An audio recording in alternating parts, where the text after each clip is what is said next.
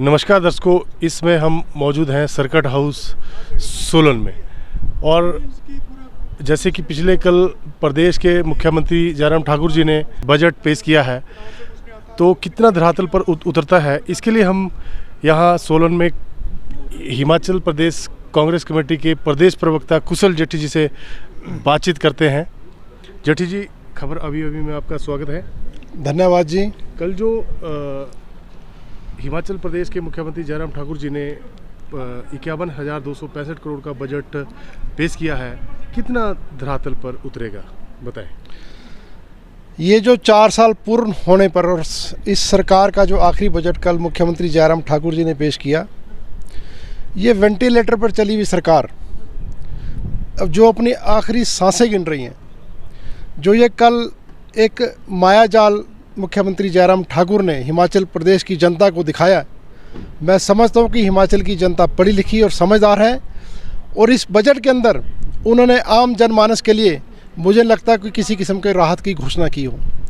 जो कल ये बजट माननीय जयराम जी ने घोषित किया, उसके अंदर जो इन्होंने आंकड़े दिए, 70,000 करोड़ रुपए का पहले जो कर्ज लेकर सरकार ये चल रही है, मुझे समझ में नहीं आता कि जो इन्होंने घाटे का बजट पेश किया वो पैसा कहाँ से आएगा, क्या व्यवस्था होगी। उस बजट के अंदर बेरोजगारों के लिए क्या प्रावधान किया गया, किसानों के लिए क्या प्रावधान किया गया, बागवानों के लिए क्या प्रावधान किया गया, महिलाओं को 1 सिलेंडर इन्होंने फालतू देने की घोषणा की है, पहले 2 सिलेंडर 1 सिलेंडर और देंगे। इतनी महंगाई है आज की डेट में, इतनी महंगाई है, 1 सिलेंडर से क्या उसको रिलीफ मिलेगा, मुझे समझ में नहीं आता। ये जो जनता समझ रही है और देख रही है, जो पिछले जो उपचुनाव हिमाचल प्रदेश में 4 हुए, इनको मुंह की खानी पड़ी। मुझे लगता है कि आने वाले विधानसभा चुनाव में जो ये वेंटिलेटर पे चली हुई सरकार है, इसकी सांसें उखड़ जाएंगी और ये कहीं का नहीं रहेंगे।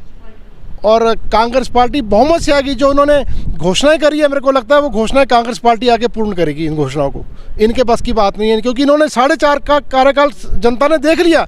इन्होंने 4.5 वर्ष का कार्यकाल अपने केवल मात्र उपभोग और दुरुपयोग सत्ता का जितना इन्होंने किया, इतना आज तक किसी सरकार ने नहीं किया। मतलब आपके बोलने का मतलब ये है कि ये चुनावी घोषणाएं हैं और कागजों तक सीमित रहेगी, जिसको कि कांग्रेस पार्टी, इसमें कोई दो राय नहीं है।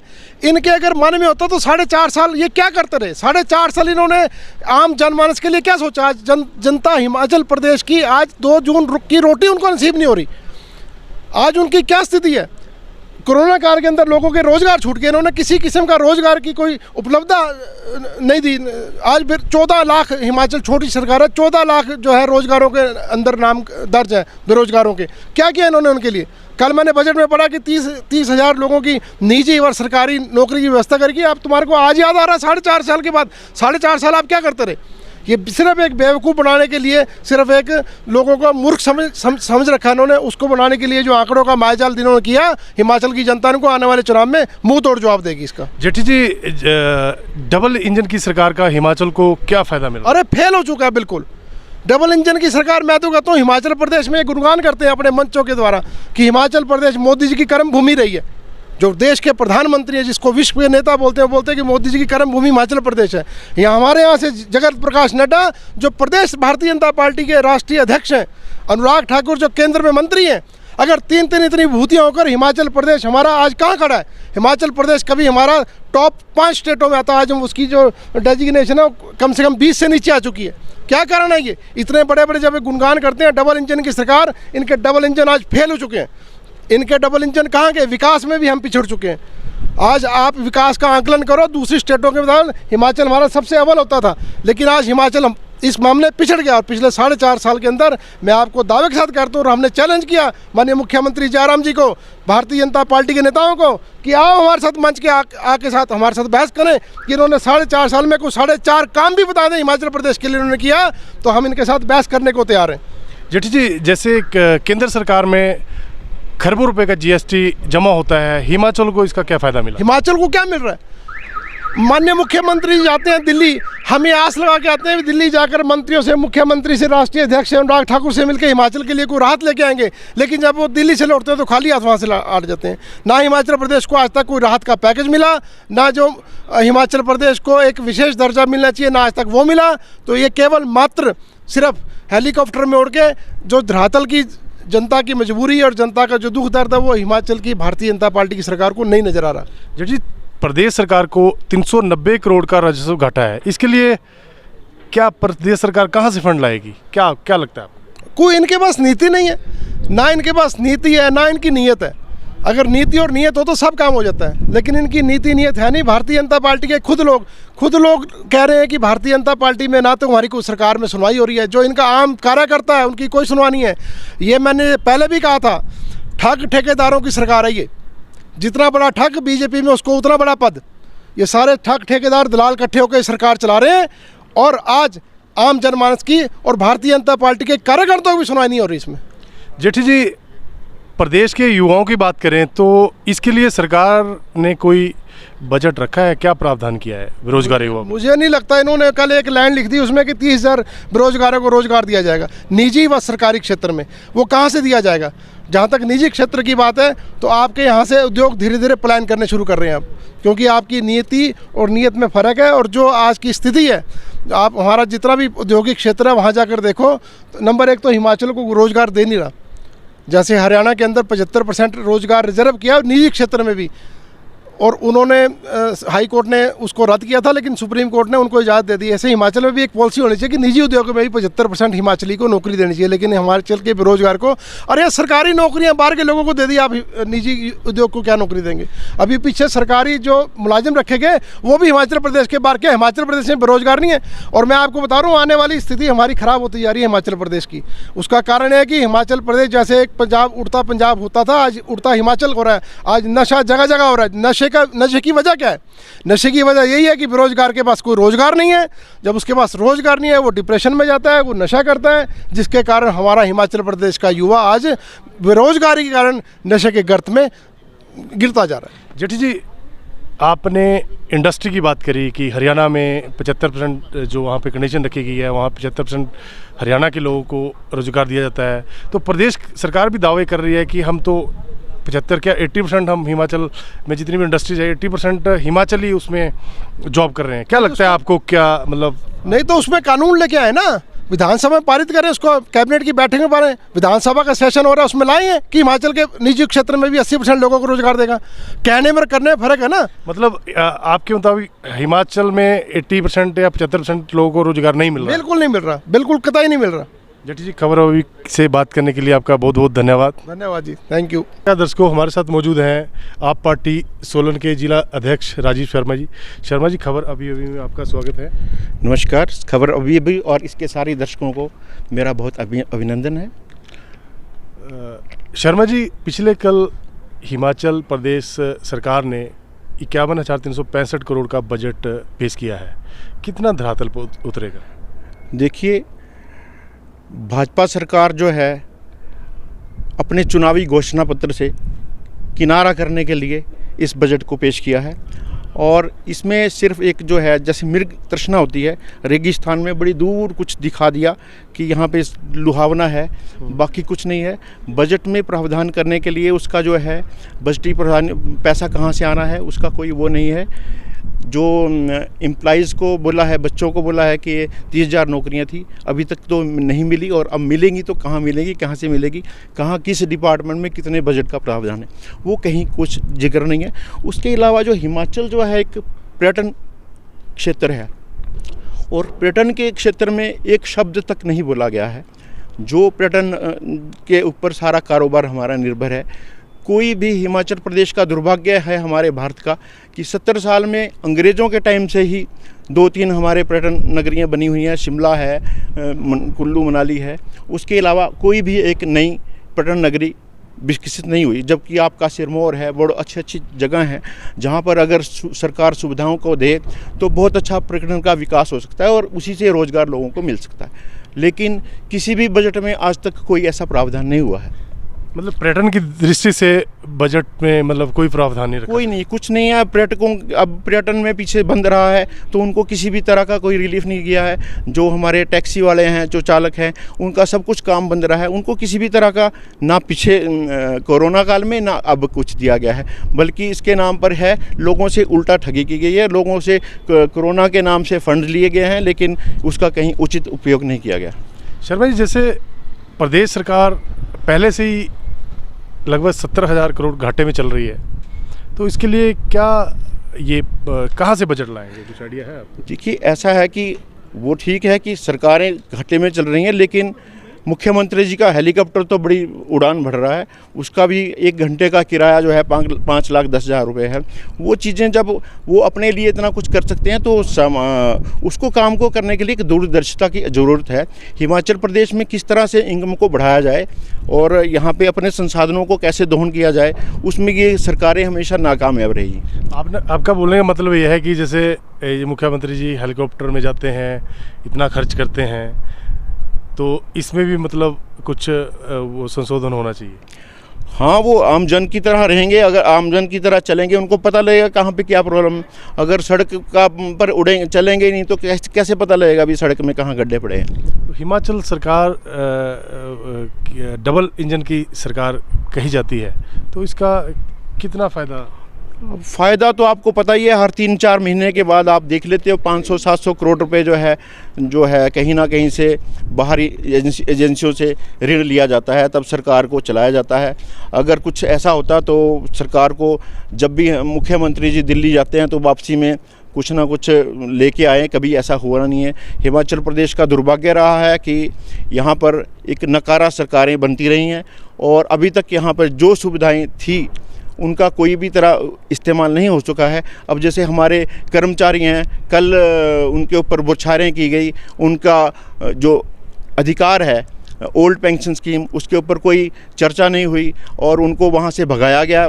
ठीक है, उसके बाद निकाय हैं, जो लोकल बॉडीज़ हैं, उसमें भी किसी को पेंशन नहीं दी जा रही। जो सामाजिक सुरक्षा है वो देना सरकार का कर्तव्य है। हाँ, और उसके लिए सरकार अगर कामयाब होती है, अगर सामाजिक सुरक्षा देती है, तो इनकम अपने आप बढ़ जाती है, क्योंकि लोगों का जब परचेजिंग कैपेसिटी बढ़ेगी, लोगों का खर्च करने का भी वो उसी तरह से खर्च करेंगे। प्रदेश के युवाओं के लिए क्या प्रावधान रखा है सरकार? युवाओं को चाहिए, कोई भी हॉस्पिटल का वो यानी कि विद्यालय कोई नहीं खोला गया जा रहा है, कोई यूनिवर्सिटी नहीं खोली जा रही, सब चीज़ों को प्राइवेटाइजेशन किया गया है और 1-1 करोड़ रुपए में डॉक्टर बनते हैं। तभी यूक्रेन में लोगों को जाने को बाहर के देशों में मजबूर होते हैं। और अगर हिमाचल प्रदेश के युवा पढ़ना चाहें तो उनके लिए कोई यहाँ पे उचित माहौल नहीं है, और पढ़ने के बाद जब वो पढ़ के बाहर निकलते हैं कोई नौकरी नहीं है। और सारे जितने IT सेक्टर के सभी लोग हमारे यहाँ से हिमाचल प्रदेश से बाहर जाके नौकरी करने में मजबूर है। आपका कहने का मतलब यह है कि ये जो बजट पेश किया गया है, ये चुनावी बजट? हाँ, जब वो जो काम 4.5 साल में नहीं किया इन्होंने, एक तो अपने घोषणा पत्र से किनारा करने के लिए, दूसरा लोगों को, जो लोगों ने नहीं माना और आउटसोर्सिंग वालों ने माना था कि हमारी एक पॉलिसी बने, पर उनको 800-900 रुपये का बेनिफिट दे के उनको बता दिया कि बस जो लोग वो नहीं मान रहे वो उनको देने को तैयार है। और जो है, जो उनकी मेन डिमांड है उसके ऊपर कोई गौर नहीं किया जा रहा। और जैसे निकाय वगैरह हैं, उनके पेंशन का मामला है, जबकि घोषणा पत्र में लिखते हैं लेकिन देते नहीं हैं। ओके शर्मा जी, अभी इसी वर्ष चुनाव भी है, आप पार्टी कितने सीटों पर चुनाव लड़ेगी? देखो, अभी 10 तारीख के बाद जो है स्थिति स्पष्ट हो जाएगी। पंजाब में हमारी सरकार बनने जा रही है, जिसमें कोई शक नहीं है, कोई दो राय नहीं है।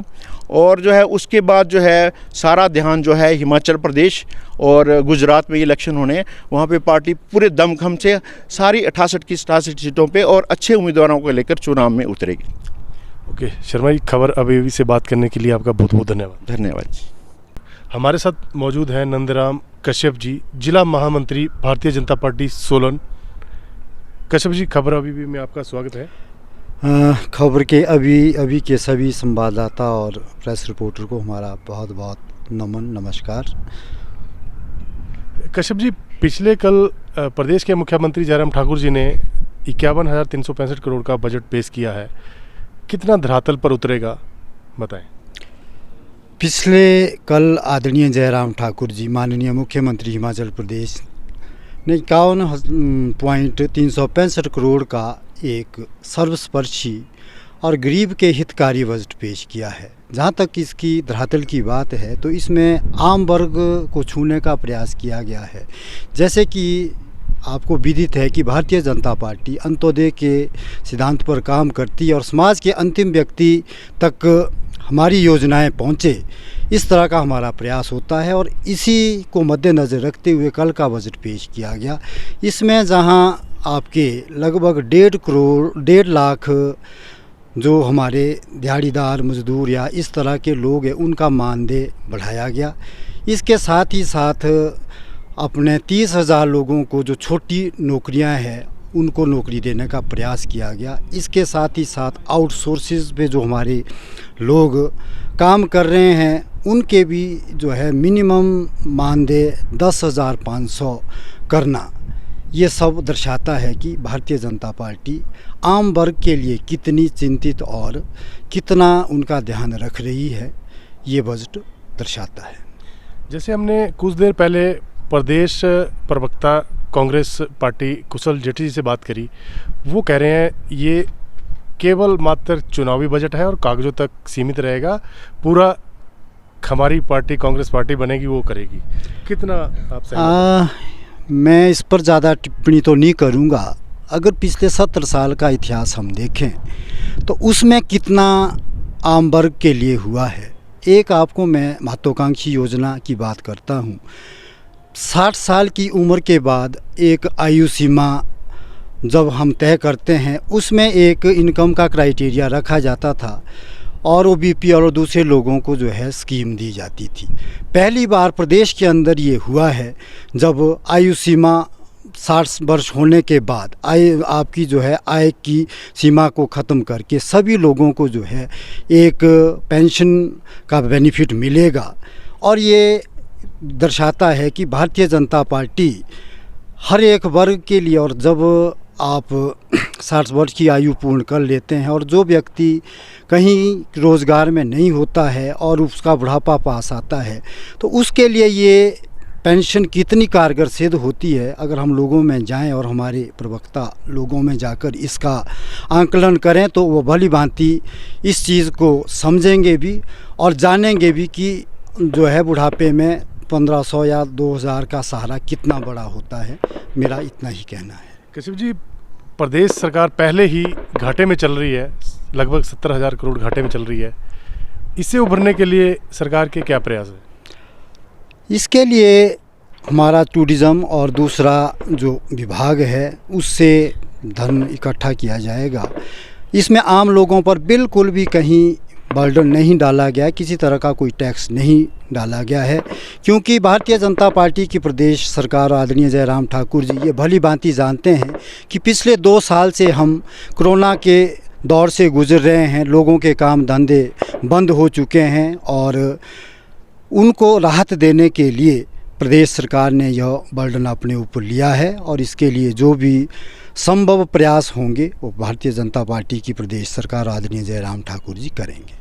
कुछ देर पहले हमने आप पार्टी के जिला अध्यक्ष शर्मा जी से बात करी तो उन्होंने कहा कि ये जो बजट पेश किया है हिमाचल सरकार ने, इसमें टूरिज़्म विभाग के लिए कोई प्रावधान नहीं रखा गया है। कितना सहमत है? टूरिज़्म विभाग के लिए मैं आपको थोड़ा सा याद दिलाना चाहता हूँ। हमारी एक भारतीय जनता पार्टी की जो है स्वावलंबन योजना और उसमें हमारे बेरोज़गारों के लिए जो लगभग 60 लाख तक का प्रावधान किया गया है और उससे जहां टूरिज़्म, एग्रीकल्चर और सभी सेक्टरों में जो है उसका स्वरोज़गार का जो है बढ़ावा मिला है। तो मैं इतना ही कहूँगा कि टूरिज़्म के लिए पहले ही बजट का प्रावधान है। पीछे बिजली के बिलों में भी कटौती की गई है, उसमें राहत दी गई है। तो इसमें मैं समझता हूँ कि ऐसा नहीं है कि टूरिज़्म में बजट का प्रावधान नहीं है। 390 करोड़ का राजस्व घाटा है, इससे उभरने के लिए प्रदेश सरकार के क्या प्रयास हैं? 390 करोड़ का जो राजस्व घाटा है वो पीछे लगभग 70 साल कांग्रेस की गवर्नमेंट रही है। हम तो 91 में रहे होंगे, फिर 98 में और उसमें रहे हैं।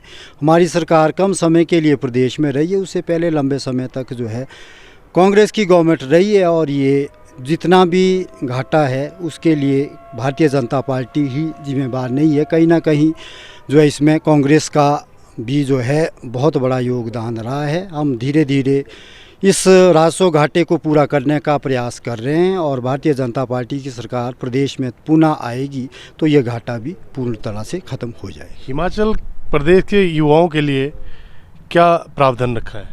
जैसे कि मैंने कहा कि 30,000 छोटे लोगों को नौकरियों का प्रावधान किया गया है और वो भारतीय जनता पार्टी देगी। इसके साथ ही साथ मुख्यमंत्री स्वावलंबन योजना, और जिसमें हज़ारों लोगों ने अभी तक अपना स्वरोज़गार शुरू किया है, तो मैं समझता हूं कि कहीं बेरोज़गारी नहीं दिख रही है। इस स्वावलंबन योजना में जहां आपके टूरिज़्म और दूसरे उद्योग धंधे के लिए प्रावधान है, वहीं हॉर्टिकल्चर के लिए भी आप अगर बाग बगीचा लगाना चाहते हैं तो ये पहली बार प्रावधान इसमें किया गया है और लोग इसका भरपूर फ़ायदा उठा रहे हैं। कश्यप जी, छोटे उद्यमी MSME एंड किसानों के लिए सरकार ने इस बजट में क्या प्रावधान रखा है? जैसे कि मैंने आपको बताया, जो दुग्ध उत्पादन करते हैं हमारे लोग, उनके लिए 2 रुपये दूध में बढ़ाए गए हैं और अब आप अगर दूध की कीमत देखेंगे तो 28 रुपये 95 पैसे दूध की कीमत हो गई है। तो उससे जहां पशुपालन को लाभ मिलेगा, वहीं हमारा पशुधन जो है उस पे जो है आपकी शराब की बोतल पे पहले 1 रुपये पर बोतल गोवंश रक्षा के लिए प्रावधान था, अब ये 2.5 रुपये किया गया है। तो जहां हमारा छोटा उद्यमी अपना पनपेगा, वहीं जो गौवंश है उसका भी उत्थान होगा। और इसके लिए मैं आपके चैनल के माध्यम से प्रदेश के यशस्वी मुख्यमंत्री आदरणीय जयराम ठाकुर जी का दिल की गहराइयों से हार्दिक आभार व्यक्त करना चाहता हूं कि उन्होंने जहां आम आदमी, आम लोगों के लिए और हर वर्ग का ध्यान रखा, वहीं उन्होंने गौवंश को भी ना भूलकर एक हिंदू और सनातन पद्धति को जो है एक बहुत बड़ा आश्रय दिया है। इसके लिए वो बधाई के पात्र हैं। धन्यवाद नंदराम कश्यप जी, खबर अभी से बातचीत करने के लिए। नमस्कार, बहुत बहुत धन्यवाद सर।